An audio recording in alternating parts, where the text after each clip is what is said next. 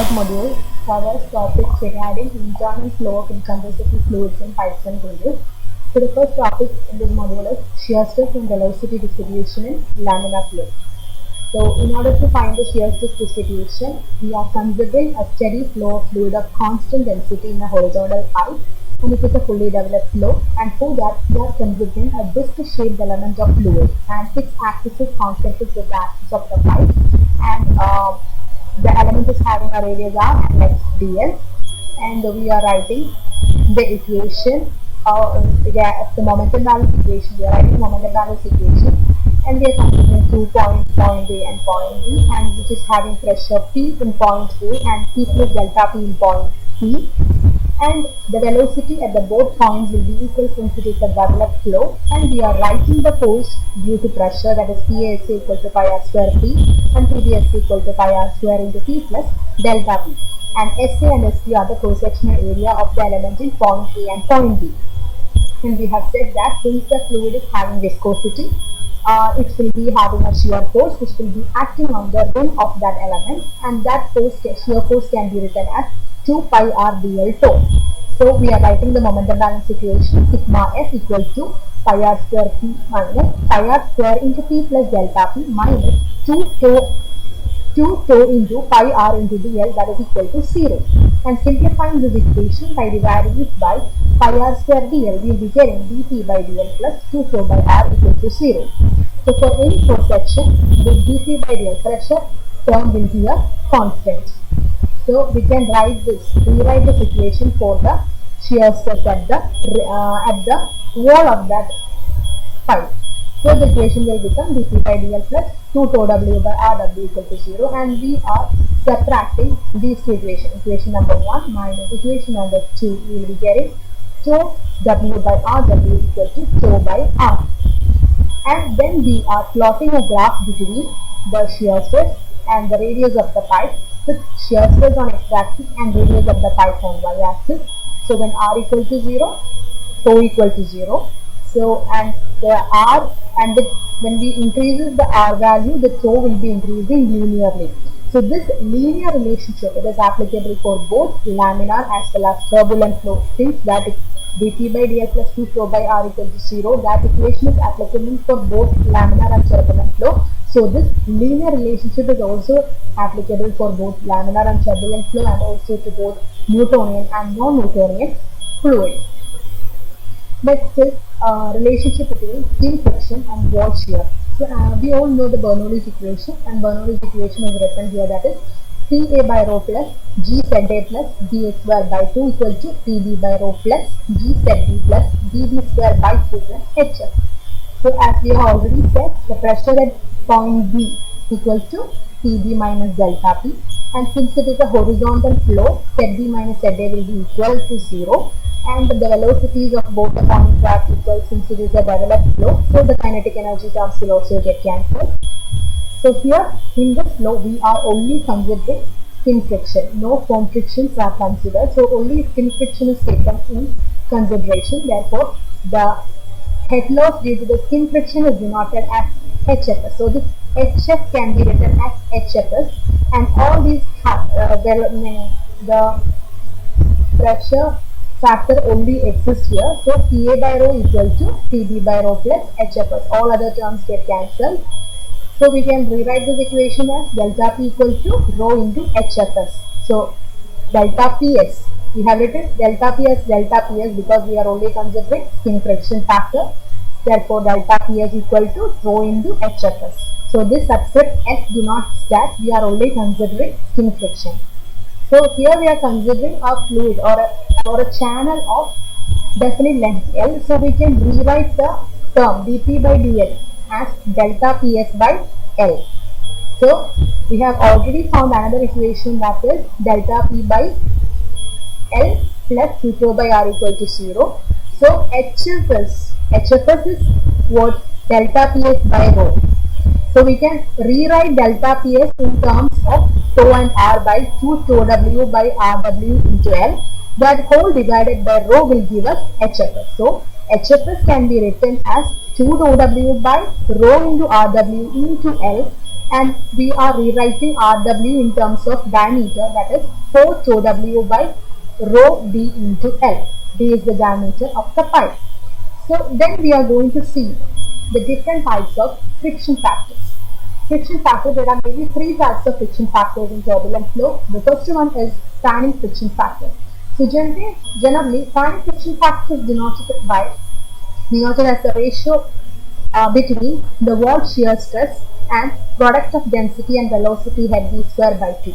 That is, standing friction factor is equivalent to tau W by rho v square by 2. That is 2 tau W by rho v square. Another type of friction factor is Lasius or Darcy's friction factor, denoted by lambda. Lambda is equal to 4 times standing friction factor. Another type of friction factor is there, that is Churchill's friction factor. So the relationship between these three types of friction factor is written in this equation, that is lambda, that is Lasius friction factor, is equal to 4 times standing friction factor, that is equal to 8 times Churchill's friction factor. So then we are going to find about the relationships between HFS, delta PS, tau W and the friction factor. So we have already found a relationship, that is HFS equal to delta PS by rho, and this delta PS can be rewritten in terms of tau W and RW as 2 tau W by rho RW into L. And this HFS is having another general equation, that is 4F into L by D into V square by 2. 4F can be written in terms of Lasius friction factor as lambda into L by D into V square by 2. So from this equation, that is HFS equal to 4F L by D V square by 2 and delta PS by rho, these both are equal. So by considering these two, that is delta PS by rho equal to 4F into L by D V square by 2, we can write an equation for this friction factor, that is F is equal to delta PS into D divided by 2L rho V square. So F is equal to delta PS D divided by 2L rho V square. It is the equation to find the friction factor in a straight pipe. Okay, so delta PS by L can be rewritten as 2F rho V square by D. So this equation is usually used to calculate the skin friction loss in a straight pipe. Delta PS by L equal to 2F rho V square by T. So the next topic is we are going to learn is this thing is I have already mentioned, that is the subscript S is used to denote the skin friction. We are not considering skin friction, only skin friction is considered. So the subscript S is denoted here, that is HFS and delta PS. Only skin friction is considered. So another thing you need to remember is that if we are considering foam friction, there will be changes in the pressure difference. So if foam friction is also considered, the P minus delta P is not equal to delta PS. There will be a difference, and also if foam friction is considered, there will be boundary layer separation will be present. So HF will be greater than HFS. Okay. Next is this. So here we have discussed about the flow in a circular channel, that is in a pipe. If we are, so what will we do if we are given a non-circular channel? So next is flow in non-circular channel. So for evaluating the friction, skin friction in channels of non-circular flow section, we need to find about the equivalent diameter, that is DEQ. That is the general expression for equivalent diameter. It is 4 times the hydraulic radius. That is DEQ equal to 4 times the hydraulic radius. Hydraulic radius is denoted by RH, and it is defined as the ratio of the cross-sectional area to the wetted perimeter. That is RH equal to or equivalent to the cross-sectional area H divided by the wetted perimeter LP.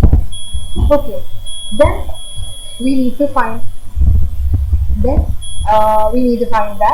and for that, first of all, we are considering a circular tube, that is the hydraulic radius of a circular tube. That is, we know for a hydraulic the perimeter, wetted perimeter for a circular tube is pi d, and the cross-sectional area for a circular tube is pi d square by 4. So the hydraulic radius is the cross-sectional area by wetted perimeter, that is pi d square by 4 divided by pi d, that is d by 4. So equivalent diameter is equal to 4 times the hydraulic radius, or simply it is d for circular tube. Another case we are going to discuss is the annulus between two concentric pipes. So for that, so two concentric pipes are present. So as a result, the cross-sectional area is outer pipe area minus inner pipe area, and the wedged perimeter is outer pipe perimeter plus inner pipe perimeter. So on further solving, we get the hydraulic radius of annulus as d outer minus d inner divided by 4. So the di is the inside diameter and do is the outside diameter of the annulus. So it is very much clear from this equation that the equivalent diameter for an annulus is therefore the difference between the outer and inner diameter. That is, the equivalent is equal to 4 times the hydraulic radius. Therefore, the equivalent becomes the outer minus the inner. Next one, we are going to learn about the laminar flow in pipes and channels. So the above equation we have already mentioned, it is applicable for both laminar as well as turbulent flow, provided the flow is incompressible and it will be a steady and developed flow. And we have written so many equations in the earlier section, so these equations are applicable for both laminar and turbulent flow. Only thing it is mentioned there is it should be an incompressible fluid and the flow should be steady and fully developed. So next is we are going to learn about the flow, laminar flow of Newtonian fluids. So Newtonian fluids, so in this section we will be discussing about the velocity distribution, average velocity and the kinetic energy correction factors are discussed in the coming section. So first we are going to learn about the velocity distribution in a laminar flow. So for that we are considering a circular channel will be there of in which the fluid will be flowing with a local velocity u, and that channel is having a radius r. And in order to find the velocity distribution, we are considering a thin ring of radius r and width dr. So we can write from that the cross-sectional area of that thin ring d is equal to 2 pi r dr. And we already know that for a Newtonian fluid that mu is equal to minus 4 by du by dr. So the minus sign which is present here denotes that when radius increases, the velocity decreases. So we can write, instead of tau, we can replace the tau with the wall shear and the wall radius, that is du by dr equal to minus tau w by rw into mu into r. This relationship we have already found in the earlier section. So du by dr can be rewritten as minus tau w by rw into mu into r. Then we are integrating by taking the boundary conditions. So finally we will be getting the equation for the velocity u equal to 2w by 2rw mu into rw square minus r square. So this is the equation for the velocity. So from that we can find about the velocity for umax. Umax is present. We already have studied in the earlier modules that the velocity maximum will be present at the center of the pipe. That means r will become rw. So we can rewrite this equation for umax as umax, that means we know r will become rw. So what happened?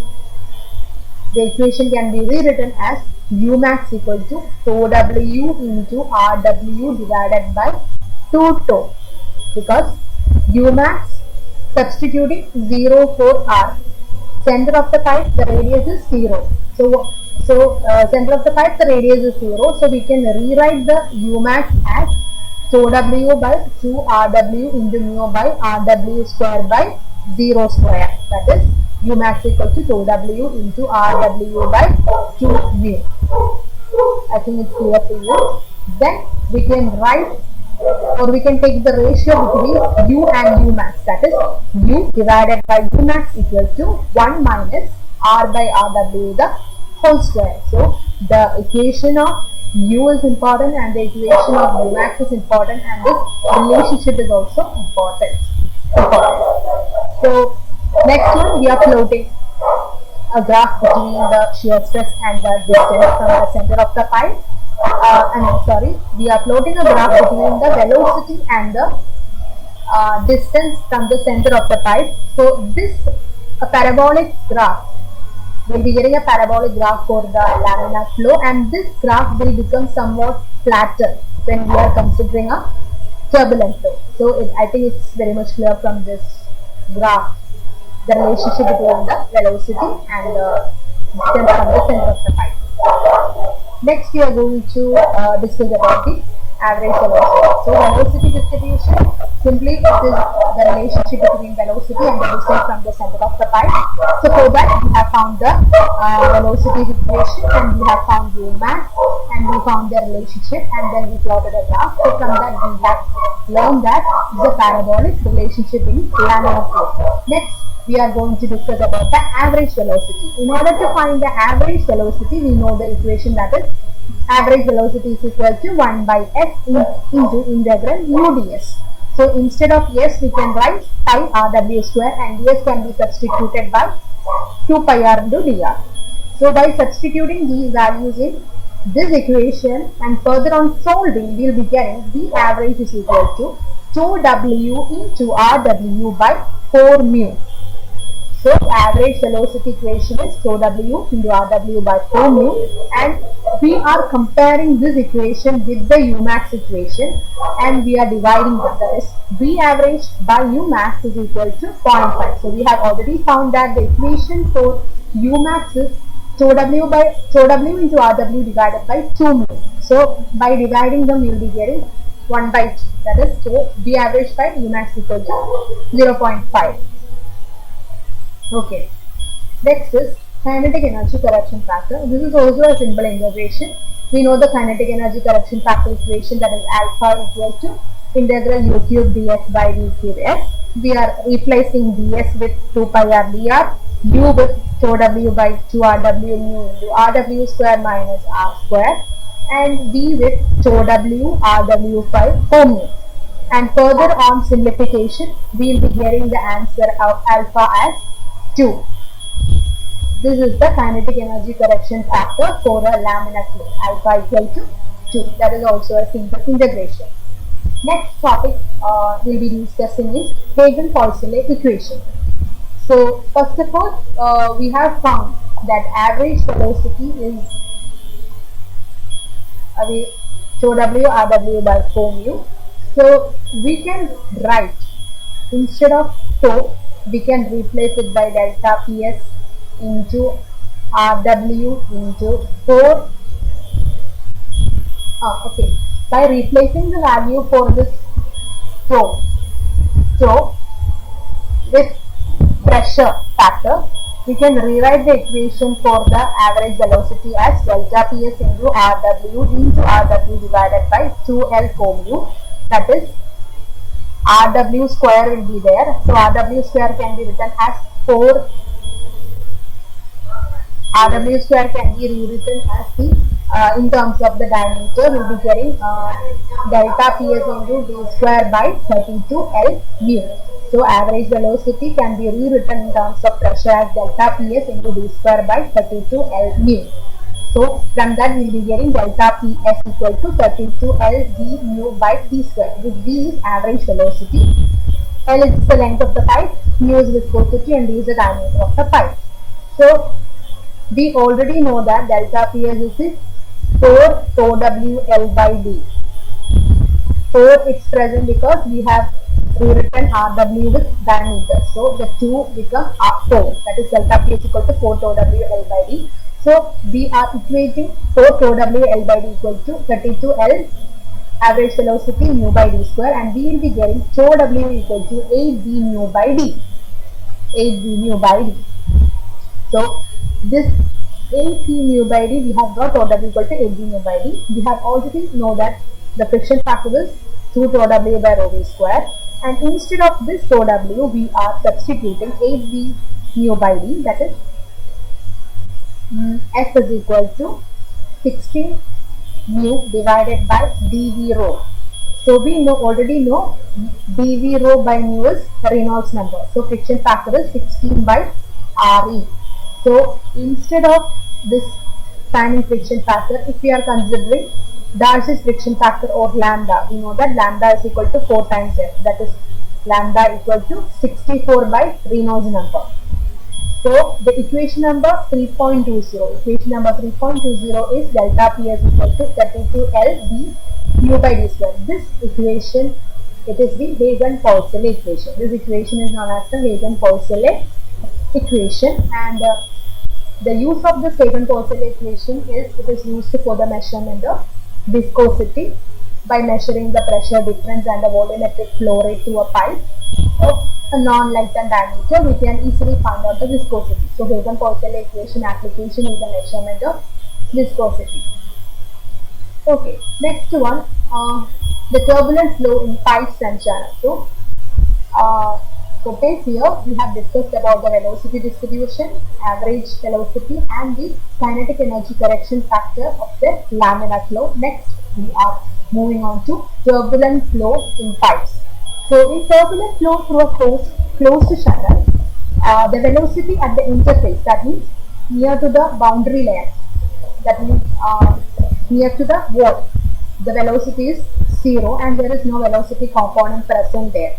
So it's only a thin volume is present near the wall and there is no velocity gradient. The velocity gradient in the thin layer is also constant and it is having a viscous flow there, and that particular layer is called viscous sublayer.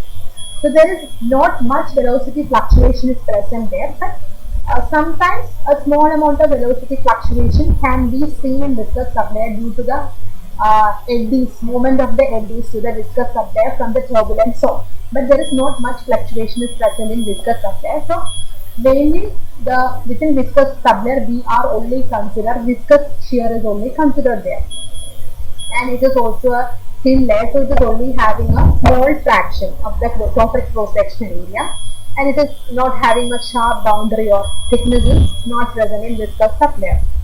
Next, in a turbulent flow, another layer adjacent to this viscous sublayer is the transition layer. So in transition layer, we are having both viscous shear as well as the shear due to the eddies diffusion, and it is also known as, this transition layer is also known as buffer layer, and it is also relative thin layer. And then adjacent to the buffer layer is the bulk of the flowing stream, that is the turbulent core. And this turbulent core, it is having mostly the eddies diffusion is mostly present in the turbulent core, and the viscous shear is negligible in turbulent core.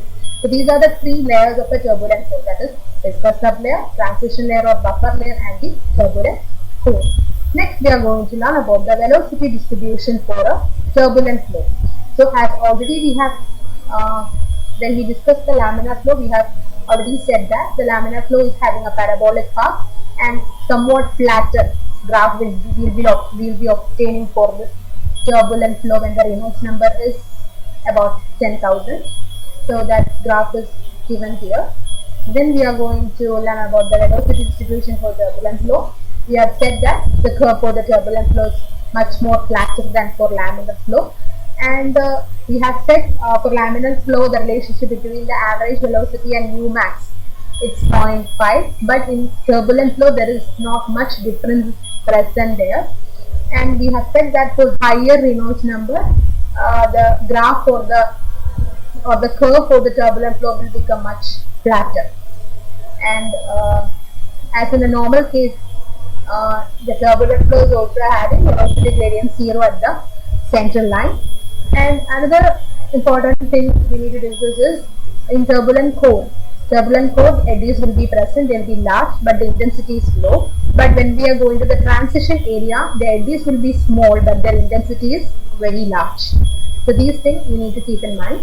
Then most of the kinetic energy content of the eddies is lying inside the buffer region, and also at the central line the turbulence is isotropic, and in other regions it becomes anisotropic. So and because of this anisotropic nature, the shear is present there. So if it is in other parts of the flow region is also isotropic, there will be no shear. So in order for the shear to exist, the other flow region should be anisotropic.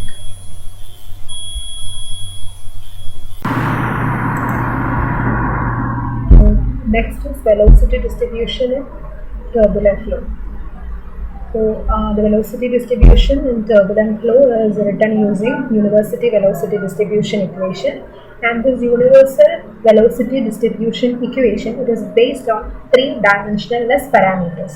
That is, one is frictionless velocity u star, velocity coefficient u plus, and dimensionless distance y plus. So these three are the dimensionless parameters which are used for finding the universal velocity distribution equation. So first is, what is frictional velocity or u star? We have already know that friction factor F is equal to tau W by rho into V square by 2. So tau W by rho equal to F into V square by 2. Taking root on both sides, root of tau W by rho equal to V average into root of F by 2. So this root of tau W by rho, that is equal to u star or frictional velocity. Frictional velocity u star equal to root of tau W by rho, that is equal to V average into root of F by 2. Next is velocity quotient or u plus. Velocity quotient or u plus is equal to u by u star, that is local velocity divided by the frictional velocity. Next is dimensionless distance or y plus. Y plus equal to y into u star into rho divided by mu. U star is frictional velocity. So we are considering a pipe flow, and from the center line we are taking the upward distance as the radius. So from the boundary layer, the downward distance is written as y. So when we are considering the upper half of a pipe, we can rewrite Rw as R plus y. So the distance in upward direction is radius and the distance from downward direction is y. So in a turbulent flow, we have already mentioned there is three sections are there. That is, one is the viscous sublayer, then transition layer, and the turbulent core. So each section is having separate universal velocity distribution equation. So first we are discussing about the viscous sublayer. So we have already mentioned that the viscous sublayer is a thin layer. So the distance to the viscous sublayer is almost equal to the distance to the wall. So Rw is equivalent to R, and viscous shear can be written as Tu by dr equal to minus tau by mu. So tau can be written as tau W by Rw into R. So this equation becomes du by dr equal to minus tau W by Rw into R divided by mu. And we have already written here, that is Rw equal to R plus y. We are differentiating on both sides. We will be getting dr equal to minus dy. So substituting or comparing this equation number 5 and equation number 6, we will be getting du by dy equal to tau W by mu. We have already said that Rw is equivalent to R. So we are cancelling Rw and R. Here Rw and R get cancelled, and this dr is substituted by minus dy. So du by dy equal to tau W by mu. Then we are rewriting this equation with u star, u plus, and y plus. That is, u is u plus into u star. Y can be written as y plus mu by u star into rho, that we have already written in the earlier section. That is, d into u plus into u star divided by d into y plus mu divided by u star rho is equal to tau W by mu. On further solving this, we will be getting the equation for the viscous sublayer as du plus by dy plus equal to 1. Then we are integrating that is u plus equal to y plus c. So at y equal to 0, means at the wall the velocity is 0. So we can write y plus equal to 0, u plus is also 0. So the constant term is 0. So for viscous sublayer, the equation becomes u plus equal to y plus. Next we are going to the turbulent core. So in turbulent core, we have already mentioned the momentum transfer is only due to the Eddy's diffusion. So for Eddy's diffusion, tau is equal to epsilon into du rho by dy. So tau by rho equal to epsilon into du by dy. Then the density is a constant, that is for incompressible fluid. So tau, it's a function of position and the velocity gradient. So tau equal to k square y square du by dy, and we are substituting this tau equation for tau in this basic equation, that is tau by rho equal to k square y square du by dy into du by dy. So we have get another equation, that is tau by rho equal to u star square. So equation number 11 becomes this. We have already said in the earlier section, u star is root of tau by rho. So on squaring on both sides, tau by rho equal to u star square. So we are writing this tau by rho is replaced by u star square, that is u star square equal to k square y square du square by dy square. Then all the terms are squared here, so we can written as u star equal to ky into du by dy. Then what we will be doing, we will be replacing u and y with y plus and u plus, that is u star equal to k y plus mu by u star rho and d into u plus into u star divided by d into y plus mu by u star rho. And on further solving this, we will be getting u star equal to u star k y plus into du plus by dy plus, integration is taking place there, so we will be getting k du plus equal to dy plus by y plus, and on further integrating that we will be getting u plus equal to 1 by k ln y plus c. So this equation is the equation for the turbulent core or velocity distribution equation for the turbulent core. And this equation is not only applicable for the turbulent core but also for the buffer zone. So we have found the three equations, we have found two equations, and the second one is applicable for both transition as well as buffer zone. So first equation for viscous sublayer is u plus equal to y plus, and for transition as well as buffer zone the equation is u plus buffer zone, and the turbulent core the equation is u plus equal to 1 by k ln y plus c. So the k value and c value are calculated experimentally. So some of the empirical correlations are mentioned here. For turbulent core, one of the empirical correlation is u plus equal to 2.5 ln y plus 5.5, and buffer zone another empirical correlation is present, that is u plus equal to 5 ln y plus minus 3.05. So by considering these three equations, that is u plus equal to y plus for the viscous sublayer and this equation for buffer zone and this equation for the turbulent core, we are plotting a graph with y plus on x-axis and u plus on x-axis. So this type of a curve will be obtained, that is viscous sublayer the equation is u plus equal to y plus, buffer zone we are having u plus equal to 5 ln y plus minus 3.05, and for turbulent zone we are having u plus equal to 2.5 ln y plus 5.5. So from this graph we have got an information, that is for viscous sublayer the y plus value is less than 5, and for buffer zone it is between 5 and 30, and when it is greater than 30 it is turbulent zone. Then we are going to discuss about some of the limitations of the velocity distribution equation. First one is we can't say that there are three distinct zones, or there is not a clear-cut distinction between turbulent viscous sublayer as well as the transition layer. There is no clear-cut distinction is present there, so we can't. So existence of these three zones is questionable. Second one is, and we have already said that the viscous sublayer is a very thin layer, so we can't say that there is the existence for a viscous sublayer, so that is also questionable. And the third limitation is for a Reynolds value from critical to about 10,000, these equations do not work well. So these are the three limitations of university velocity distribution. Look, next one is this equation can be rewritten for the central line, that is u c plus equal to 1 by k ln c plus c. So central line, the equation will become like this. Okay, so we have completed the velocity distribution for turbulent flow. Next one is the derivation for the average velocity in turbulent flow. So average velocity, we have already mentioned that average velocity, the equation is 1 by s integral 0 to rw u ds, and instead of ds we are substituting 2 pi r dr, and for s we are substituting pi rw square. So average velocity will become 1 by pi rw square integral 0 to rw u into 2 pi r dr.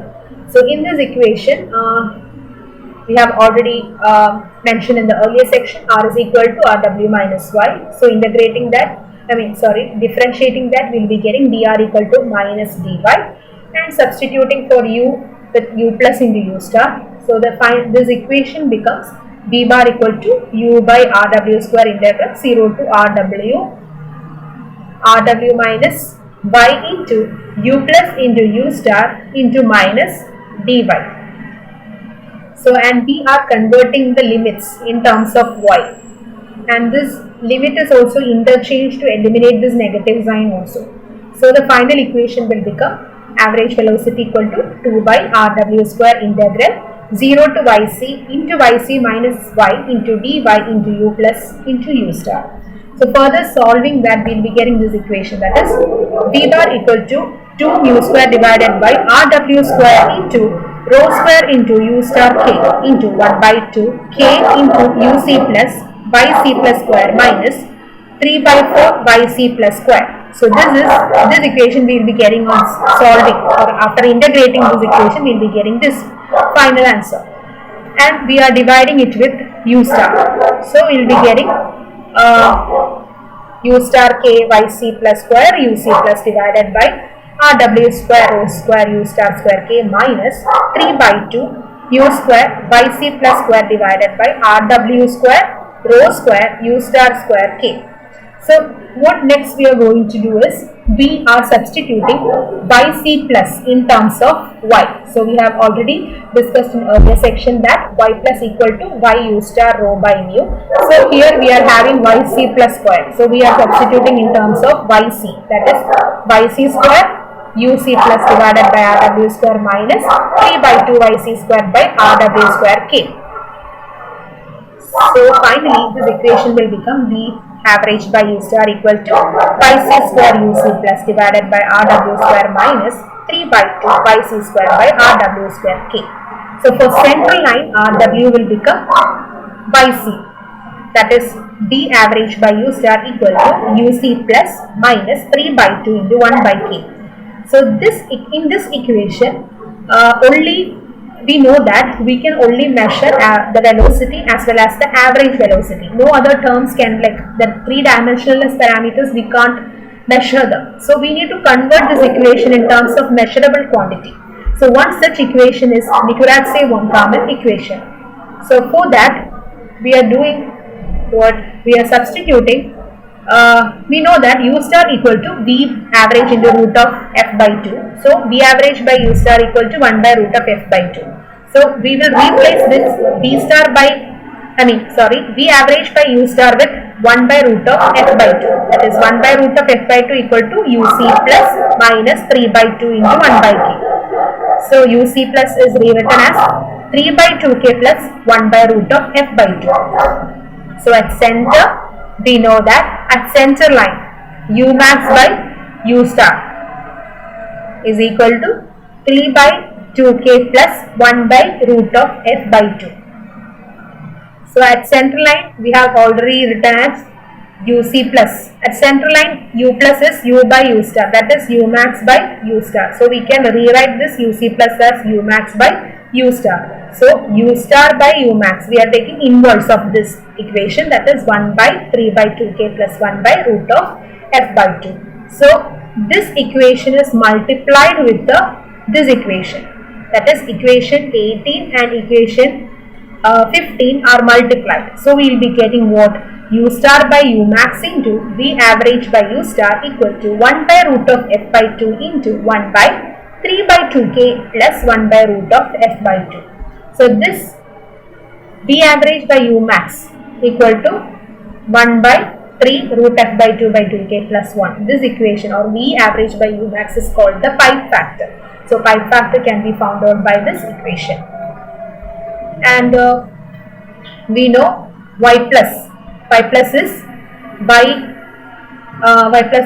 u star rw rho by mu. We know that. And u star is v average into root of f by 2. So yc plus equal to, instead of u star we are substituting v average into root of f by 2, that is rw into v average into root of f by 2 into rho by mu, that is equal to 2. And then this much we are substituting instead of u star this equation, and then we multiply 2 on upper side as well as lower side. So we will be getting 2 rw into v average into root of f by 2 into rho divided by 2 whole divided by mu. Then 1 by 2 can be written as root of 1 by 4, and we are multiplying inside the square root. So we will be getting yc plus equal to dv into rho by mu into root of f by 8, or dv into rho by mu is Reynolds number, that is yc plus equal to Reynolds number into root of f by 8. So we got equation for yc plus as Reynolds number into root of f by it. And we have found that for central line the velocity distribution equation is uc plus equal to 1 by k into ln yc plus c. So from equation number 20 we have got the measurable value for yc plus, and from equation number 17 we have got another measurable equation for uc plus. So substituting both these equations we will be getting 3 by 2k plus 1 by root of f by 2 equal to 1 by k ln yc plus c. And ln yc plus is substituted by Reynolds number into root of f by 8, that is 3 by 2k plus 1 by root of f by 2 equal to 1 by k ln Reynolds number root of f by 8 plus c. So 1 by root of f by 2 is 1 by k ln Reynolds number root of f by 8 plus c minus 3 by 2k.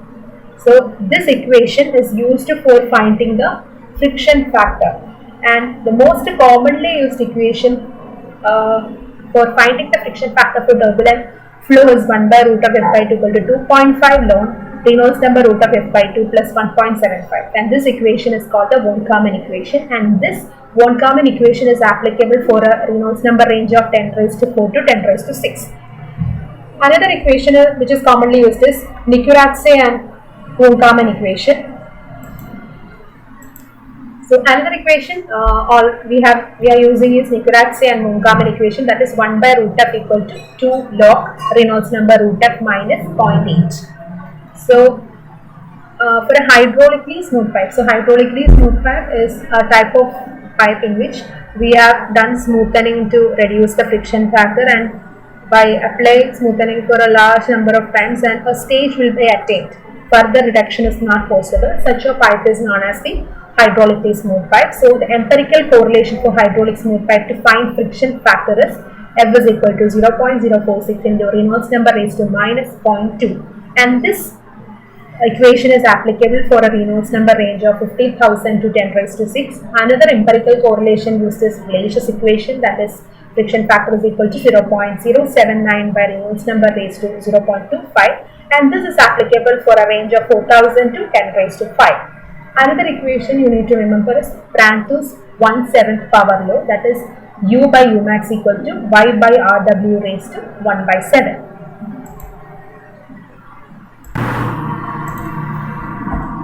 Next is the relationship between maximum velocity and average velocity. So the quantity Reynolds number and the average velocity used by U max are useful in relating the average velocity with the maximum velocity in the center of the tube. So in order to measure the maximum velocity, we are using a device called Pitot tube, and this Pitot tube is used for finding the maximum velocity at the center of the pipe. So experimentally, we have measured V by U max as a function of Reynolds number, and a graph is plotted here. So for laminar flow, the ratio is 0.5, and the ratio changes from 0.5 to 0.7 when there is a transition from laminar to turbulent flow, and when it reaches a Reynolds number of 10 raised to 6, it can increase up to about 0.87. The ratio V by U max ratio can become up to 0.87 when Reynolds number is approaching to 10 raised to 6. Next thing is we are going to discuss the effect of roughness. So turbulent flow in rough pipe lead to a large friction factor for a given Reynolds number. So if the rough pipe we are smoothening the friction factor will get reduced. So by smoothening action we can reduce the friction factor, but at a further amount of smoothening, after a further amount of smoothening, we can't reduce the friction factor much, and that type of smoothening, or it's called hydraulic smooth pipes. So a pipe in which we have applied the maximum smoothening and further reduction of friction is not possible is called a hydraulically smooth pipe. So here the figure shows different types of roughness. So the height of the simple unit of a roughness is called K, or called roughness parameter, and friction factor, it's a function of dou Reynolds number and relative roughness, and relative roughness, it is K by D, that is roughness parameter divided by diameter will give the relative roughness. So friction factor is a function of Reynolds number and K by D ratio.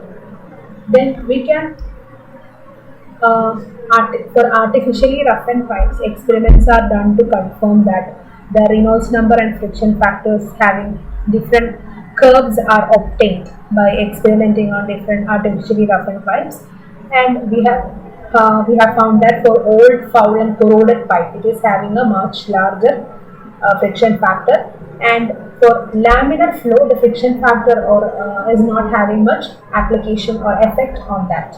Next is friction factor chart.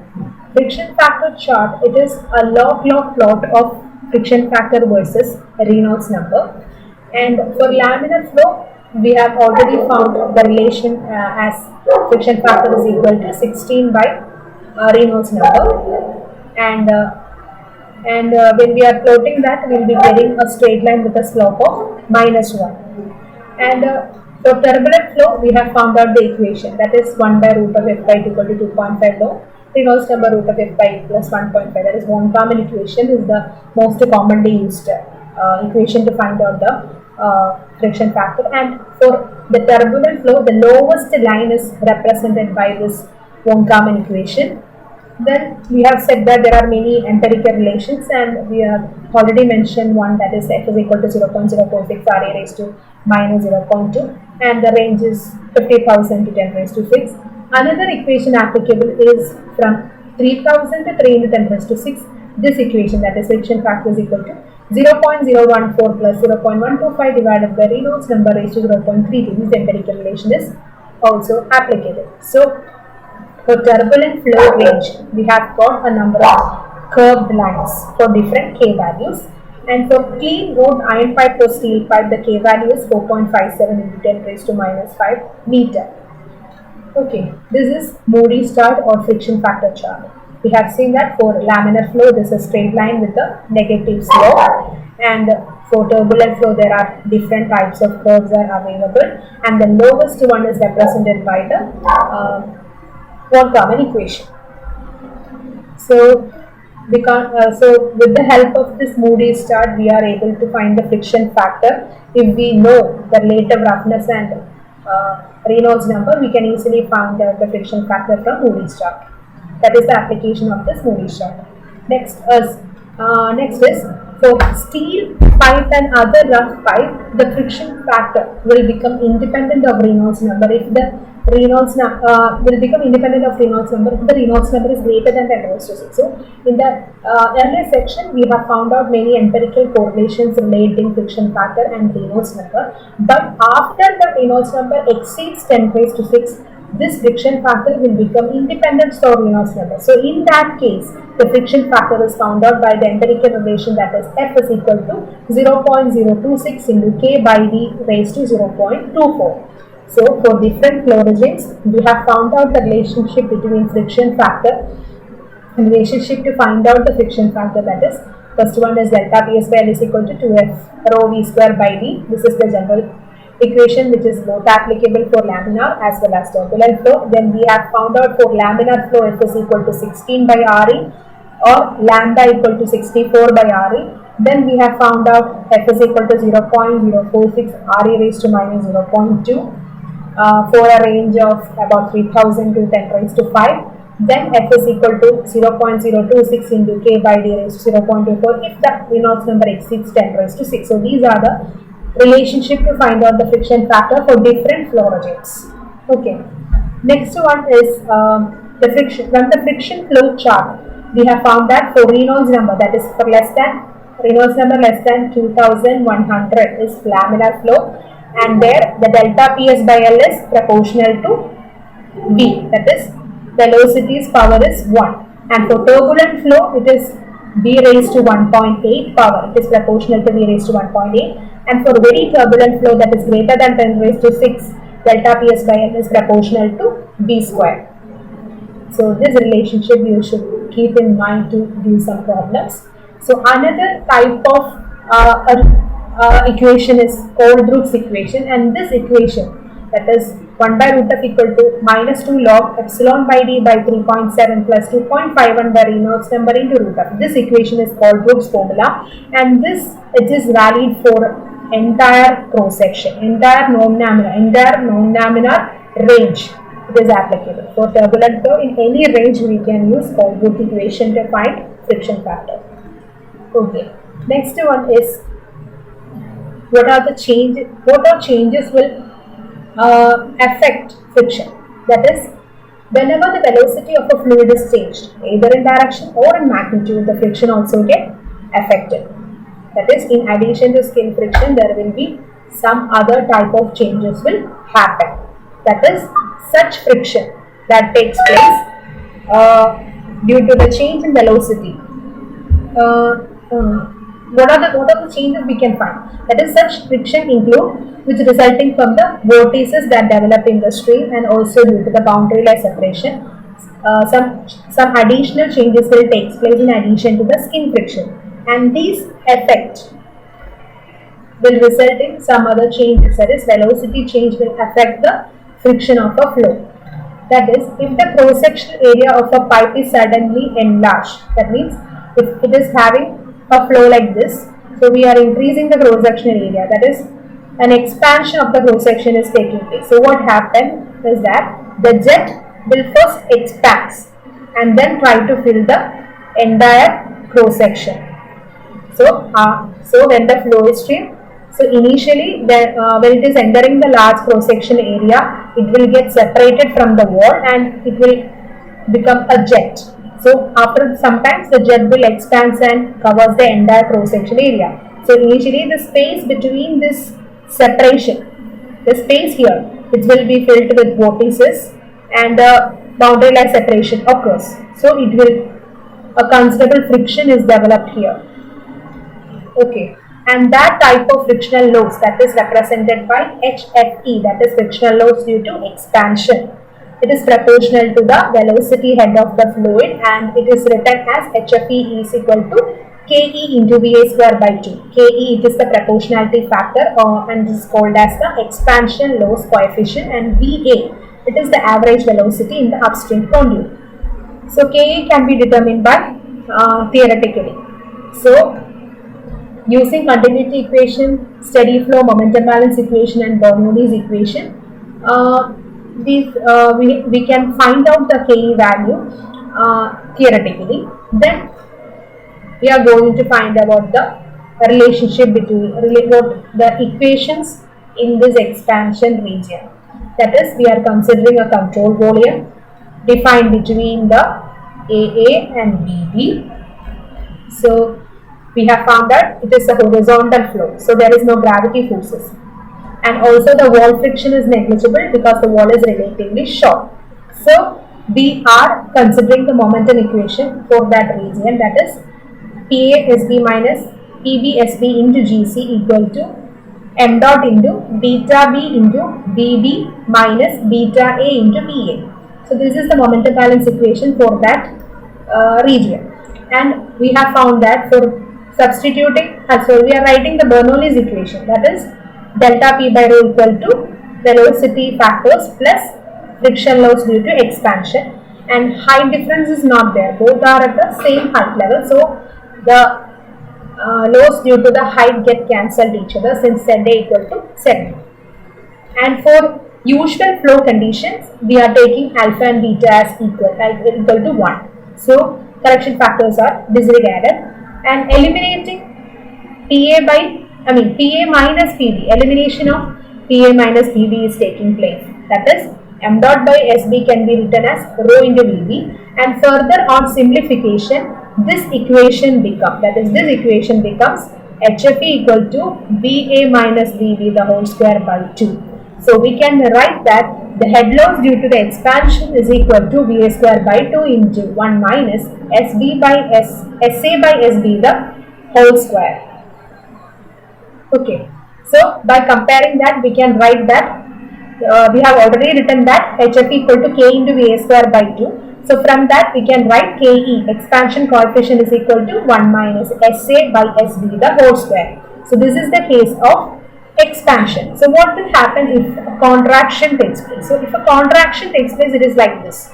So a cross section area is here. So it is shortened, or a contraction is taking place. So what happens that the fluid will again separate out from its boundary and it will form a jet, and after some time it will get contract and will get expanded to the smaller cross section area. So the cross section of the minimum area at which the jet changes from a contraction to an expansion. So initially it is in a contracted state, so after that it will get expanded to the smaller cross section area. So that minimum cross section area is called the vena contracta. And here the frictional loss due to the contraction is written as Kc into Vb square by 2. Kc, it is the contraction loss coefficient, and Vb is the average velocity in the downstream section. So experimentally for laminar flow, the Kc value is less than 0.1, and the contraction loss is also negligible for laminar flow. And for turbulent flow, the Kc is 0.4 into 1 minus Sb by Sa. Sb and Sa are the cross section area of downstream and upstream conduit. And when a liquid is discharged through a pipe welded to a wall of a large tank, the ratio of that area will become 0 since Sb is a greater value. So we can write Kc equal to 0.4, is almost equivalent to 0.4. So the value of Kc, it cannot be predicted. We can't predict from theory, but it corresponds to a vena contracta area of about 0.6 Sp. So the velocity at the vena contracta area can be written as Vb by 0.6, and the kinetic energy of the vena contracta area is about 2.8 times the kinetic energy of the final stream. Then we have said about contraction, then expansion, then finally there are also effects due to fittings and valves. So most of the pipes are straight pipes, but there are some additional components like valve, vent, teeth, like that. So it will also having some head loss to it. Also provides some head loss to the system. So that are known as the minor loss. So these major loss, major loss are due to the contraction, expansion, and the flow pattern. Major losses are due to these things, but minor losses are due to the fittings, valves. So minor loss, it's we can't say that due to the name of minor loss it is having a small effect. So even though it is called as minor loss, it is having a large impact than the major losses in the flow pattern. So the friction loss due to the fittings can be written as Kf into Va square by 2. Kf is the loss factor for fitting, and Va is the average velocity in pipe leading to the fitting. So Va, it is the velocity near to the entry point of the fitting. And these are the different pictures of different fittings and valves: short radius elbow, long radius elbow, mixtured elbow, G connector. These are the commonly used pipe fittings. And another general equation to find the loss due to the friction factor is 4F into L equivalent divided by D into Va square by 2. Le is the equivalent length of the fitting or valve. If equivalent length is given, we can find the friction loss of the fitting or valve by this general equation. This is another equation to find the frictional loss due to the fitting. Next is the form frictional losses in Bernoulli's equation. So we have said that in addition to the skin friction loss, another loss can also take place if the velocity is changed, that is known as a form friction. So form friction loss can be due to various parameters like contraction, expansion, fittings and valves, etc. So it is generally written as HF. So considering, for example, the flow of incompressible fluid through two enlarged headers. So here when we consider this flow, it is having contraction, expansion, valve, etc. So many changes are here. So how we can connect all these changes to a single equation, that is discussing in the coming section. So V, it is the average velocity in the pipe, and D is the diameter of the pipe, and L is the length of the pipe. So skin friction loss in the straight tube is 4FL by D V square by 2. Contraction loss is Kc into V square by 2. Expansion loss Ke into V square by 2. Friction loss Kf into V square by 2. So the total head loss will become 4F into L by D plus Kc plus Ke plus Kf into V square by 2. So the total friction can be found out by this equation, that is HF is equal to 4F L by D plus Kc plus K plus Kf into V square by 2. So the summation of all these friction losses will give the total friction loss in the flow. So these are the major things that are discussed in module 3 of fluid particles mechanics. Thank you.